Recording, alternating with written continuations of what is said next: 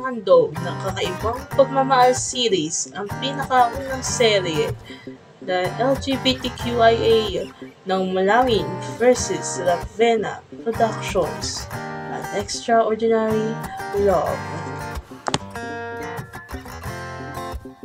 Ibang pakiramdam pag sa'yo nakatingin.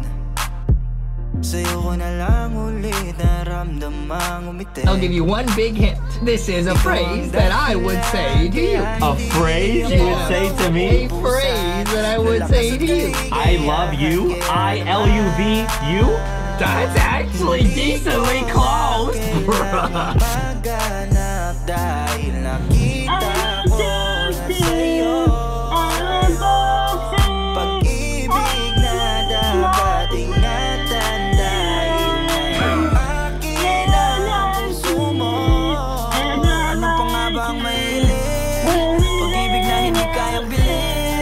Sa dami-dami lang yung pipiliin. Sa puso mo ako ang nagwagi.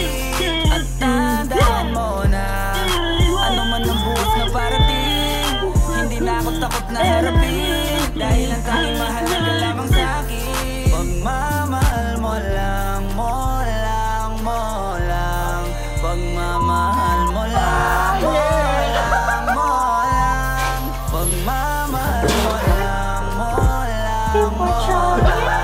Pagmamahal mo lang, mo lang, mo lang.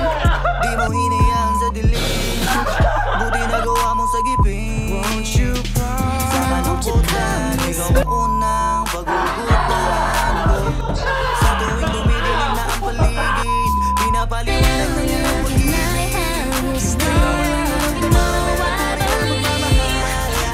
Puso ko hindi mo lang With Adam James pinatibo. MacArthur, Inalis pa ang bigat ko sa likod. Justin Lee and Isa na Tripona, lang talaga nasabi ko.